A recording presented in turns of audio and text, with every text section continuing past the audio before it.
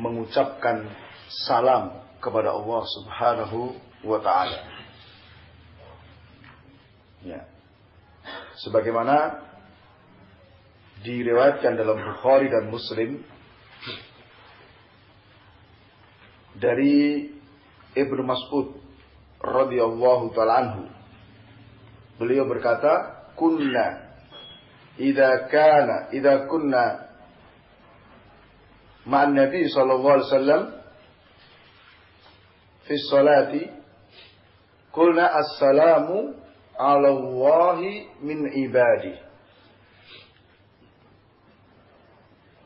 assalamu 'ala fulanin." Faqala an-nabiy sallallahu alaihi wasallam, "La taqulu assalamu 'ala Allah fa inna Allaha huwa assalam." Ya. Dulu ketika kami bersama Nabi sallallahu alaihi wasallam di dalam salat, maka kami mengatakan,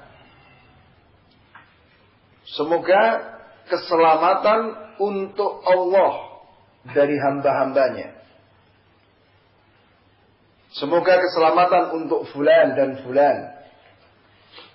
Maka Nabi SAW bersabda, jangan kalian mengucapkan assalamu ala Allah. Jangan kalian mengucapkan semoga keselamatan untuk Allah. Mengapa?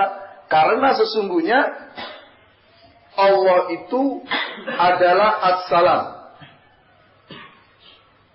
Nah, maka dari hadis ini menunjukkan bahwa ucapan assalamu ala Allah ini dulu dibaca dalam tahiyat. Jadi dalam bacaan tahiyat itu ada seperti ini. Ya, maka kemudian dihilangkan. Nah, karena apa? Ucapan assalamu ala Allah yang tadi apa? Semoga keselamatan untuk Allah itu termasuk perkara yang dilarang. Karena apa? Mengurangi tauhid seorang hamba. Sebab dari kalimat itu semoga keselamatan untuk Allah itu ada dirasakan apa? Allah itu ada kekurangan. Allah ada cacatnya. Gitu? Allah ada kejelekan. Allah terancam. Ya kan? Sehingga perlu didoakan semoga keselamatan untuk Allah. Maka ini merupakan bentuk yang mengurangi atau meniadakan pengagungan kepada Allah Ta'ala. Sehingga dengan mengurangi atau meniadakan pengagungan kepada Allah, ini otomatis mengurangi tauhid seorang hamba. Nah, maka dilarang mengucapkan assalamu ala Allah. Nah, dari hadis ini ada beberapa faedah yang bisa kita ambil. Yang pertama, bahwasanya salam merupakan penghormatan kaum muslimin di dunia dan di akhirat. Ya. Kaum muslimin ketika di dunia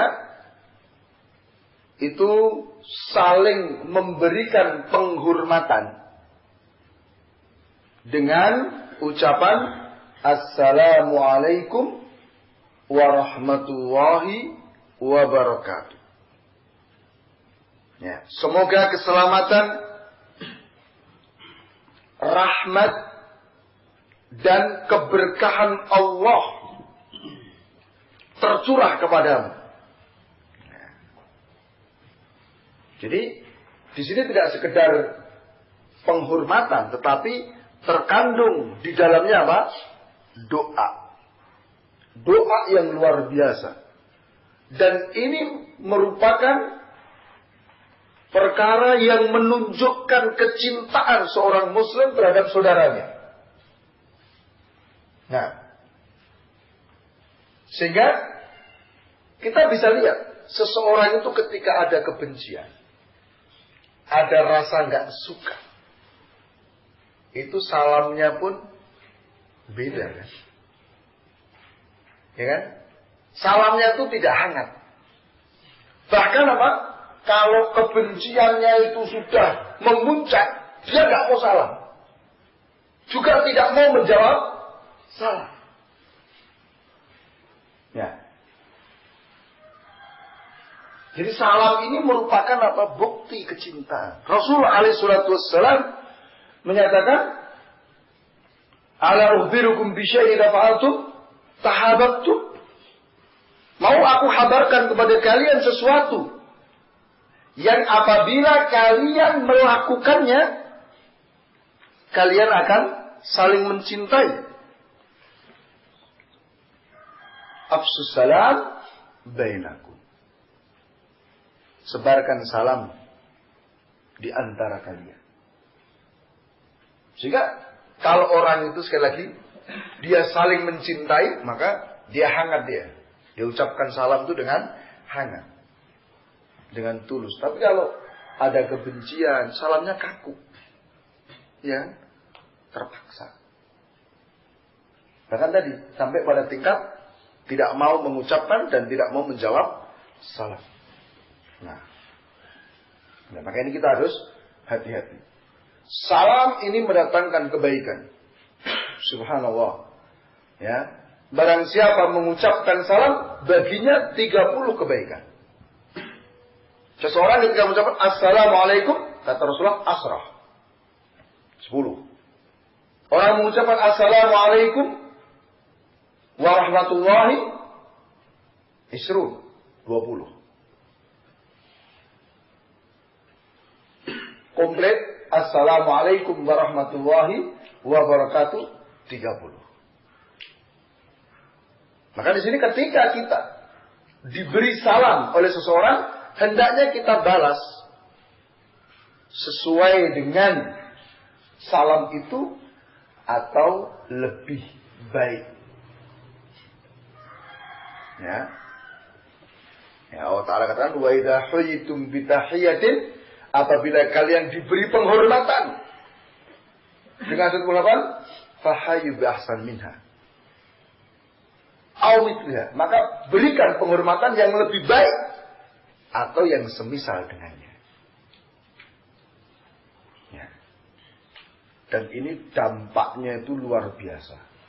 Ingat ya, salam di sini ada padanya doa.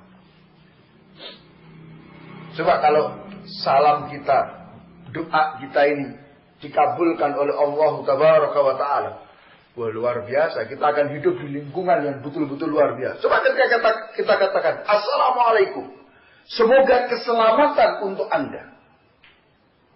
Kita doakan saudara kita agar mendapatkan keselamatan. Dan di sini sifatnya umum, keselamatan dalam segala hal.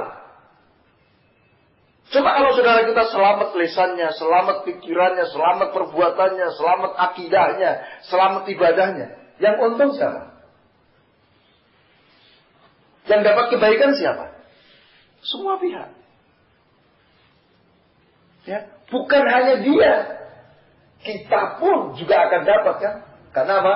Saudara kita menjadi orang yang selamat segala sesuatu. Kan enak. Maka budayakan salam. Ya. Setelah itu warahmatullah. Semoga rahmat Allah diberikan kepada Anda. Rahmat. Kita doakan agar saudara kita mendapatkan rahmat dari Allah. Maknanya apa? Kita meminta kepada Allah agar saudara kita ini dihapus dosa-dosanya yang telah lalu dan dijaga dari dosa-dosa di waktu yang akan datang. Coba. Kalau saudara kita selamat dari dosa, apa yang terjadi? Apa dampaknya untuk kita? Luar biasa. Saudara kita tidak berbuat dosa, bayangkan. Ya kan? Luar biasa. Setelah itu wa barakatuh, semoga keberkahan. Saudara kita mendapatkan keberkahan sehingga apapun yang dia lakukan, subhanallah, membawa kebaikan. Ya, sebagaimana Nabi Isa alaihissalam mengatakan apa? Wa ja'alani mubarakan aina ma kuntu. Allah telah menjadikan diriku mubarakan, membawa keberkahan dimanapun aku berada. Dimanapun, kapanpun, terhadap siapapun, membawa kebaikan. Coba kalau salam ini kita tujukan kepada saudara kita, teman kita, komplit, kemudian dikabulkan oleh Allah, subhanallah, yang untung siapa? Kita pun akan mendapatkan kebaikan. Maka jangan pelit-pelit. Ya. Dan kita tulus mendoakan saudara kita. Ketika kita ketemu misalnya, ucapkan salam. Ketika kita datang, misalnya masuk ke kantor, ya, kita ucapkan salam. Nah, biasakan yang seperti ini. Ya. Dan ini tidak bisa diganti dengan yang lainnya. Tidak bisa diganti dengan selamat pagi, selamat siang, selamat malam. Tidak bisa. Ya. Jadi memang apa yang kita dapatkan dari tuntunan Rasulullah Sallallahu Alaihi Wasallam itu ternyata jauh melebihi apa yang kita inginkan. Ya, zikir, doa yang diajarkan Rasul untuk kita ternyata apa? Jauh lebih dari apa yang kita butuh. Coba misalnya, kalau kita sakit gimana doanya? Kalau kita doa sendiri, ketika kita sakit, paling hanya minta apa? Ya Allah, sembuhkan saya. Kan gitu kan? Ya Allah, hilangkan penyakitku ini. Sebatas itu. Tapi Rasulullah tuntunkan doa apa?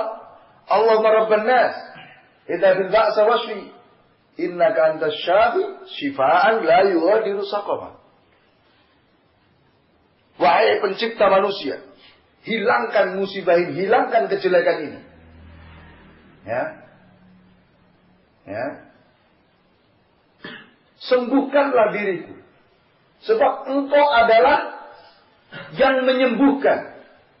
Sembuhkanlah diriku dengan kesembuhan yang tidak meninggalkan bekas. Lebih lah dari yang kita minta. Kalau kita doa sendiri, ya Allah sembuhkanlah saya. Titik di situ kan. Ya Allah hilangkan penyakit saya. Sampai situ. Tapi ini tuntunan Rasulullah apa? Sembuhkan saya dengan kesembuhan yang tanpa bekas. Tidak meninggalkan bekas sama sekali. Luar biasa. Sama tadi misalnya kalau kita kan ingin ketika selamat siang itu kita ucapan selamat. Ya, tapi ternyata salam yang diajarkan ini lebih daripada itu. Jauh. Maka hendaknya kita senantiasa kembali kepada tuntunan-tuntunan Rasulullah SAW dalam doa-doa kita, dalam zikir-zikir kita. Nah, jadi salam ini merupakan penghormatan seorang muslim di dunia dan di akhirat. Ya. Bahkan ketika nanti di akhirat Allah Subhanahu wa taala memberikan penghormatan kepada kaum muslimin dengan salam ini juga. Salamun qaulan min Rabbir Rahim. Kepada kaum mukminin yang sudah masuk surga dikatakan salamun. Semoga keselamatan untuk kalian. Ya, ini sebagai ucapan selamat dari Allah yang Maha Penyayang. Nah, maka jangan sampai nanti kita lalai dari salam ini. Ketika masuk rumah, ucapkan salam. Untuk keluarga kita, jangan pelit-pelit. Ya. Nah. Ya. Ketika kita bertamu, ucapkan salam untuk tuan rumah. Ya, jangan dodok-dodok. Kula nuwun, permisi. Ucapkan salam kenapa? Tidak usah pakai wu. Ya. Ini akhirnya mendoakan kebaikan. Bahkan ketika kita masuk rumah yang kita tahu itu kosong. Misalnya kita tahu rumah kita kosong. Kita baru pergi. Semua anggota keluarga pergi. Pulang. Ya kan? Kita buka pintu. Kita buka dengan bismillah. Masuk, ucapkan salam. Untuk diri kita sendiri. Ini diantara adab. Nah, biasakan juga untuk anak-anak kita. Ketika mereka pergi. Ketika mereka datang. Ucapkan. Ya, anak-anak berangkat sekolah. Ya, baik ketika kita antar ataupun berangkat dari rumah. Ya, sangat bagus kan ketika jabat tangan, pamitan, satu. Ucapkan salam untuk kita orang tua. Dan kita balas juga. Waalaikumsalam. Sama. Luar biasa. Ya, maka jangan sampai kita meremehkan seperti ini. Jadi banyak hal-hal yang kelihatannya sepele tetapi dampaknya itu luar biasa. Nah, kemudian faedah yang kedua dari hadis bahwa as-salam merupakan salah satu nama dari nama-nama Allah Ta'ala. Ya, jadi as-salam merupakan salah satu nama dari nama-nama Allah yang husna. Disebutkan huwallahu alladzi la ilaha illa huwa al-malikul quddusu as-salamu. Ya, di surat Al-Hasr. Ya.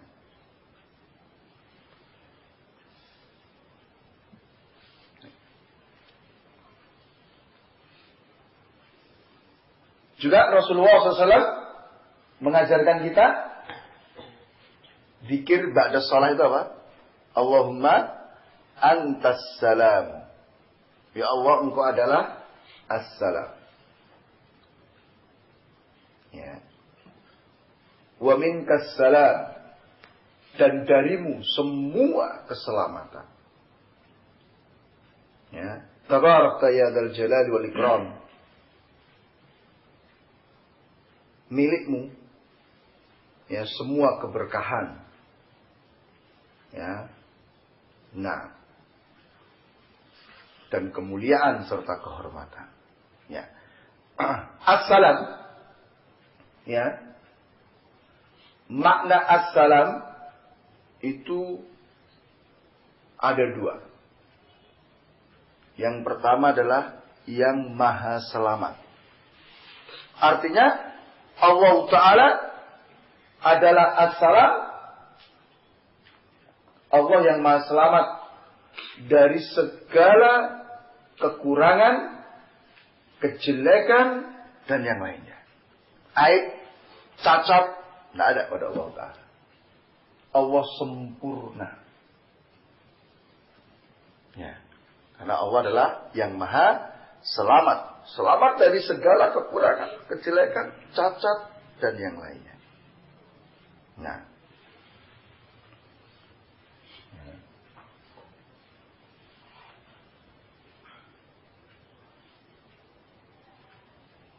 Sehingga tadi ya dilarang kalau kita assalamu ala Allah, dilarang. Yang kedua adalah assalam maknanya adalah yang memberikan semua keselamatan kepada seluruh makhluknya. Tadi dalam hadis Rasulullah, Allahumma antas salam wa minka as-salam, dan darimu semua keselamatan. Ya, jadi semua keselamatan itu datang dari Allah Ta'ala. Sehingga dari sini dilarang kita meminta keselamatan kepada selain Allah Ta'ala. Karena yang bisa menyelamatkan hanya Allah Ta'ala. Ya, adapun usaha, ya kita berusaha supaya selamat itu diwajibkan. Misalnya ketika kita naik sepeda motor, ya kita berusaha untuk selamat. Hati-hati di pinggir, tidak ngebut, ya kan?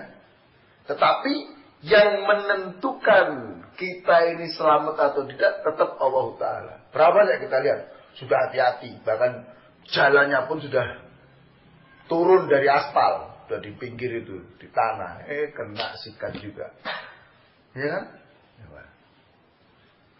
Maka kita harus meyakini semua keselamatan itu dari Allah Ta'ala. Sehingga kita harus minta keselamatan itu hanya dari Allah Ta'ala. Sekarang ini banyak manusia, bahkan yang mengaku muslim, itu meminta keselamatan kepada selain Allah. Lihat aja ritual-ritual itu. Apakah sedekah laut, sedekah gunung, sedekah bumi, merti desa, atau yang lainnya, itu adalah apa? Cuma dua tujuannya. Tujuannya dua. Satu, sebagai bentuk syukur kepada yang bau reksa. Ya. Dan juga dalam rangka apa? Mencari keselamatan. Lihat aja pernyataan-pernyataan mereka. Kita mengadakan ini sebagai wujud syukur kita, ya kan? Atau yang kedua adalah apa? Ini supaya apa? Kita selamat. Nah, supaya kita selamat. Bahkan yang lebih jelek lagi adalah apa? Seseorang ketika sudah mendapatkan musibah atau terancam satu bahaya, mereka justru semakin jauh dari Allah Ta'ala, semakin meminta kepada selain Allah, meminta keselamatan kepada selain Allah Ta'ala. Nah, ya, kasus Merapi beberapa tahun yang lalu itu menjadi contoh nyata. Nah, ketika Merapi nggak selesai meletusnya, orang semakin bingung, ya kan?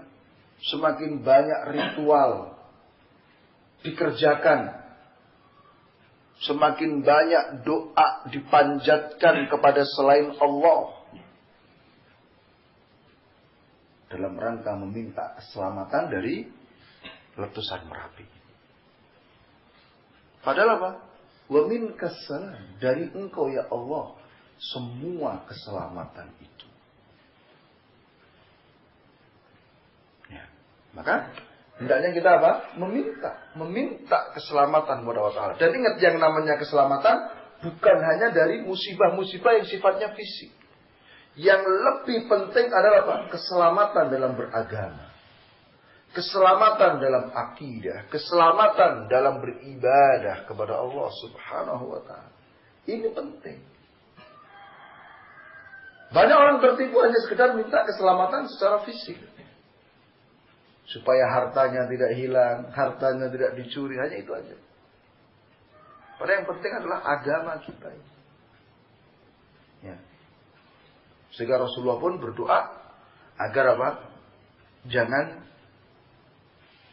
ditimpakan musibah itu pada agama. Ya.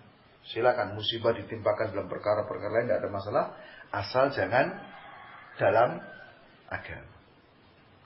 Nah, jadi keselamatan datang dari Allah Ta'ala. Nah, kalau kemudian sering kita alami sekarang ini, contoh nyata, kita sering misalnya datang ke tempatnya mbah kita, ya, tempatnya mbah, nenek, kakek. Ketika kita pamitan pulang biasanya apa? Ora iso nyangoni apa-apa le, nyangoni slamet wae. Gimana ucapan seperti ini? Nyangoni slamet. Nah, boleh atau tidak ucapan seperti ini? Ya. Maka ucapan ini hendaknya dihindari. Kenapa? Karena nanti bisa menimbulkan salah paham. Ya, bisa menimbulkan salah paham seakan-akan mbah kita itu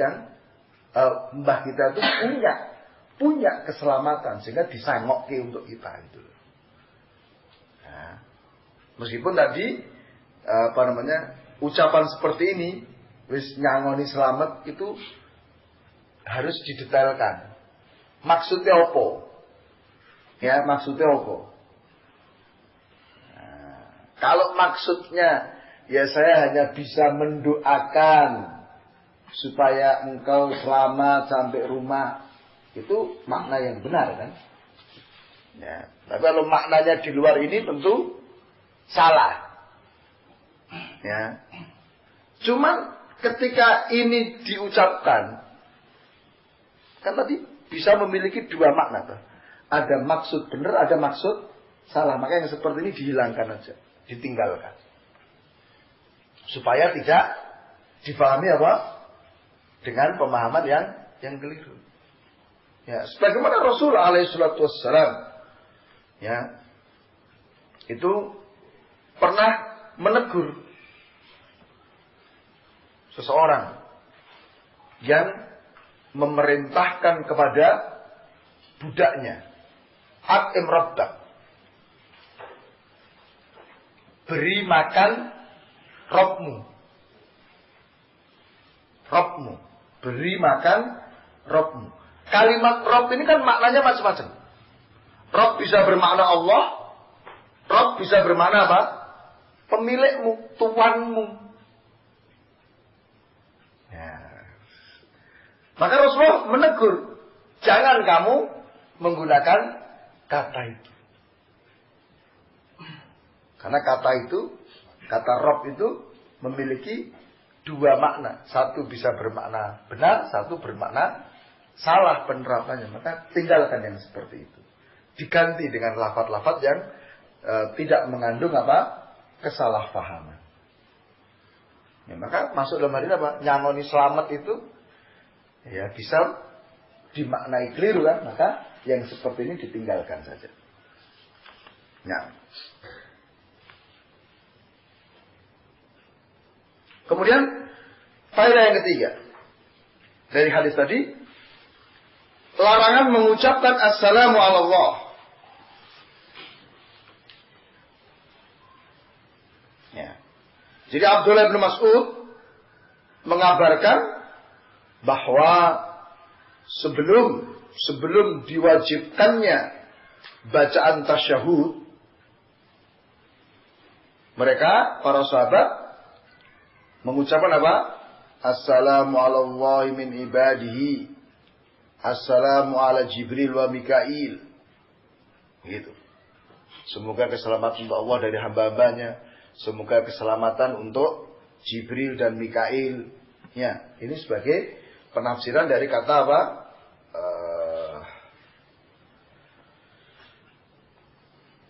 Fulan dan fulan tadi.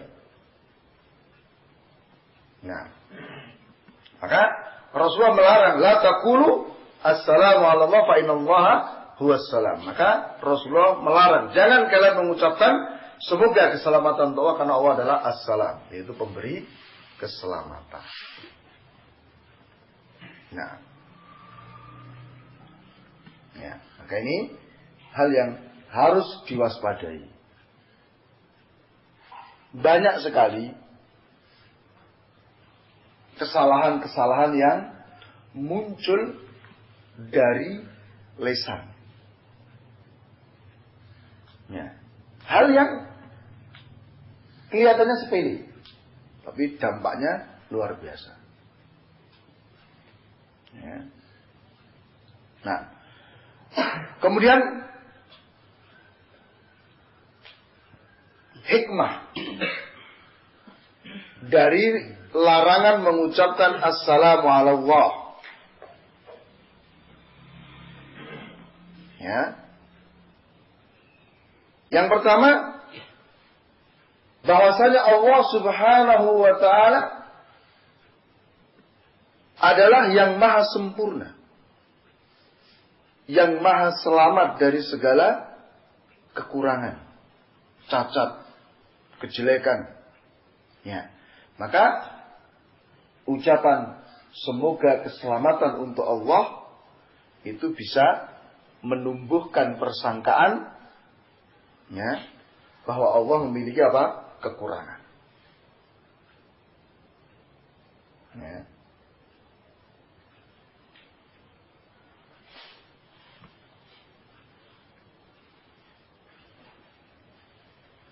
Yang kedua, bahwasanya Allah adalah yang memberikan keselamatan kepada seluruh makhluk. Ya. Seluruh makhluk itu butuh kepada Allah Ta'ala. Seluruh makhluk butuh kepada Allah Ta'ala. Sedangkan Allah adalah Al-Ghani yang tidak butuh kepada seorang pun. Maka hendaknya masing-masing kita mengagungkan Allah Ta'ala, mensucikan Allah Ta'ala dari perkara-perkara yang tidak pantas. Nah, termasuk bentuk pengagungan kepada Allah adalah apa? Tidak mengucapkan Assalamu Allah. Nah, ya. Baik. Kemudian kita masuk juga dalam permasalahan larangan berdoa dengan menggantungkan permintaan kepada kehendak Allah Ta'ala. Jadi tidak boleh. Misalnya kita berdoa, ya Allah, aku minta ini, kalau engkau menghendaki. Ya Allah, ampunilah aku kalau engkau menghendaki. Nah, berdoa yang seperti ini dilarang. Tidak boleh. Ya.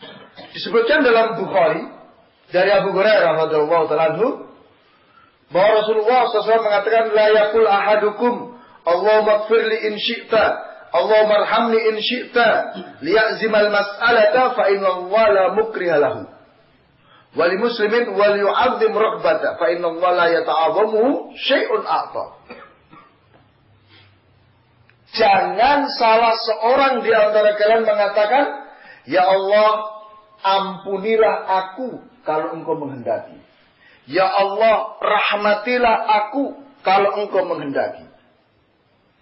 Hendaknya dia tegaskan permintaannya. Karena sesungguhnya Allah tidak ada yang memaksanya. Dalam riwayat Muslim, hendaknya dia besarkan harapannya. Karena sesungguhnya Allah itu tidak merasa keberatan. Tidak menganggap besar sesuatu yang dia berikan. Nah, jadi mengucapkan kata insyikta, mengucapkan kata kalau engkau menghendaki ketika kita berdoa kepada Allah, ini termasuk perkara yang dilarang. Ini termasuk perkara yang mengurangi tauhid seorang hamba. Mengapa? Karena di situ tidak ada pengagungan, meremehkan Allah. Ya kan? Coba, ketika seseorang itu meminta kepada orang lain sesuatu yang besar, yang dia anggap besar, sehingga orang yang diminta itu merasa keberatan, itu mesti kalimatnya seperti itu kan? Kalau engkau tidak keberatan, ya kan? Coba misalnya kita gini, kita mau pinjam uang, pinjam uang 10.000 dengan 10 juta, itu nembungnya sama atau beda? Ya, 10.000 kalau sama kawan kita, sini, pinjam 10.000. Kita jangan santai. Kenapa? Kita yakin ini ringan 10.000. Silicek 10.000. Kan gitu. Tapi kalau 10 juta, ngomongnya apa? Ya, kalau nggak keberatan bos. Ya, kalau tidak keberatan, saya mau pinjam 10 juta. Untuk biaya ini dan itu. Kan gitu kan? Kenapa? Karena kita menganggap 10 juta ini apa? Perkara besar.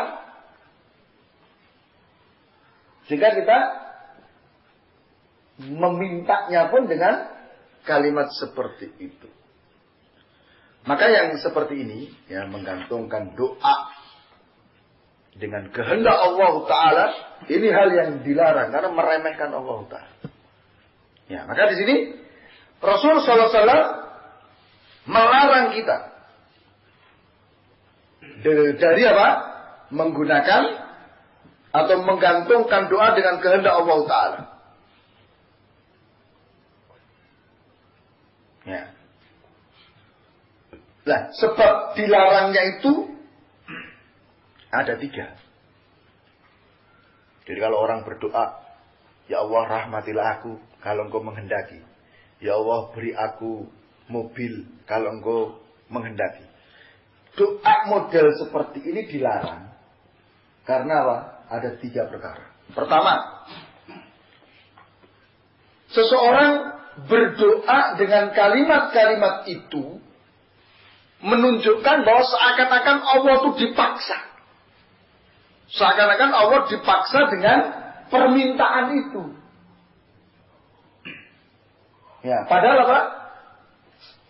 Siapa yang bisa maksa Allah Ta'ala? Tidak ada. Jadi kalimat, kalau engkau menghendaki ya Allah. Nah ini adalah apa? Seakan-akan kita memaksa Allah Ta'ala. Nah, kemudian yang kedua,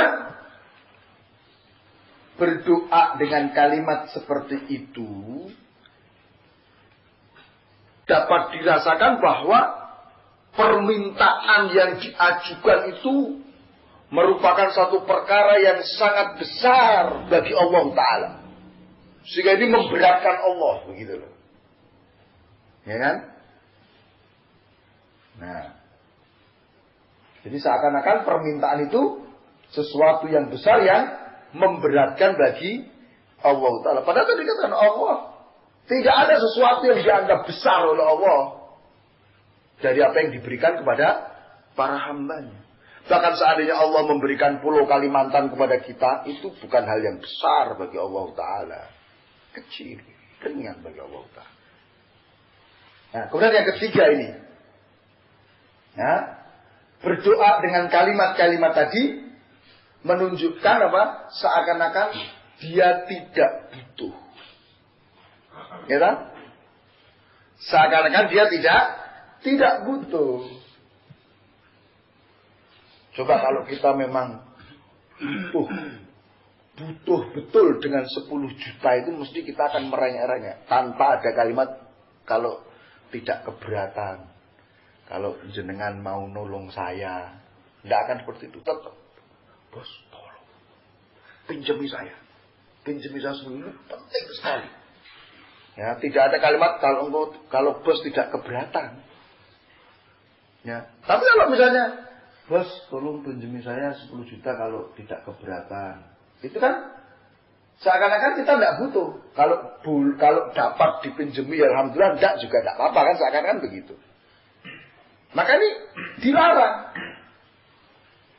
Ketika orang berdoa, ya Allah rahmatilah aku kalau engkau menghendaki, menunjukkan apa? Seakan-akan kita tidak butuh kepada Allah Ta'ala.